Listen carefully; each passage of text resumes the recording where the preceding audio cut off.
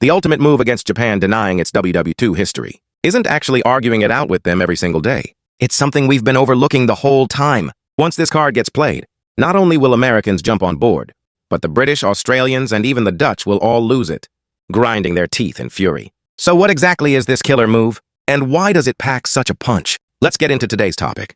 The killer move against Japan. The trick is actually simple. You aggressively spotlight how during WW2, Japanese troops abused POWs from countries around the world and committed monstrous atrocities against civilians in multiple nations. Don't just focus on our own suffering. Tap into the collective memories of suffering from countries all over the globe. And whatever you do, don't underestimate the power of memory. In 1992, Japanese Prime Minister Kiichi Miyazawa hosted a banquet for the visiting U.S. President, the elder George Bush. The whole table was covered in exquisite top-tier Japanese cuisine. But the moment Bush Sr. saw the sashimi, he suddenly threw up violently in front of everyone, even getting vomit all over the Japanese Prime Minister, even though U.S. officials later explained it away. As gastroenteritis from exhaustion and the flu, George W. Bush, in his autobiography Decision Points, flat out wrote, "My father never eats Japanese food, especially raw. Word is, during the Pacific War, Bush Sr. served as a Navy pilot. While on a mission in 1944, his plane was actually shot down. He barely escaped with his life.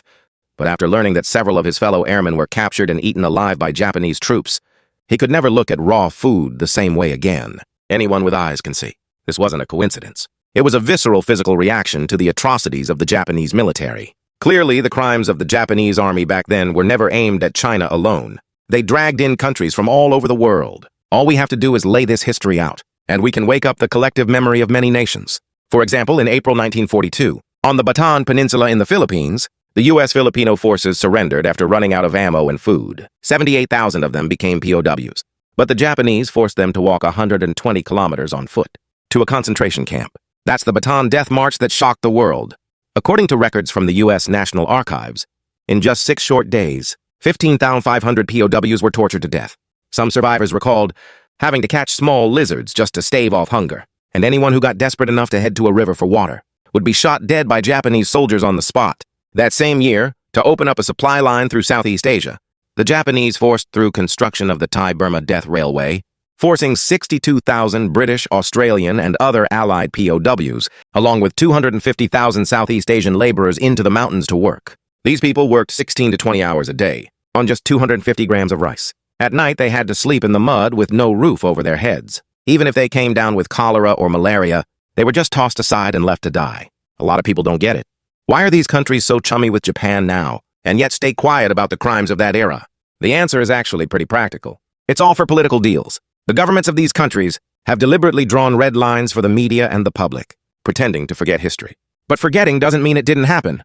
Japan, for its part, has gone with selective amnesia, not only denying the Nanjing Massacre, denying Unit 731, but also claiming that Korean comfort women were volunteers, as if all the blood debts of that era were just made up. And our killer move is to shatter that deliberate forgetting.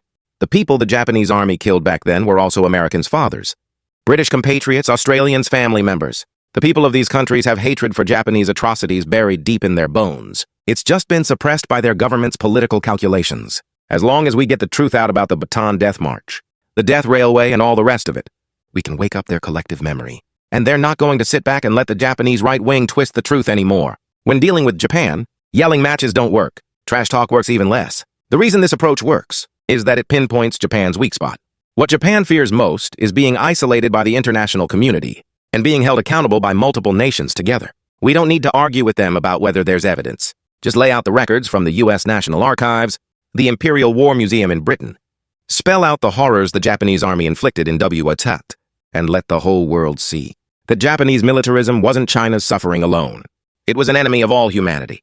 When young Americans learned that their grandparents were tortured by Japanese troops, when young Brits learned their own countrymen died on the death railway, when people in many nations remember the deep blood debts of that time, the Japanese right wing won't be facing just protests from one country called China anymore. They'll be facing the judgment of the entire civilized world.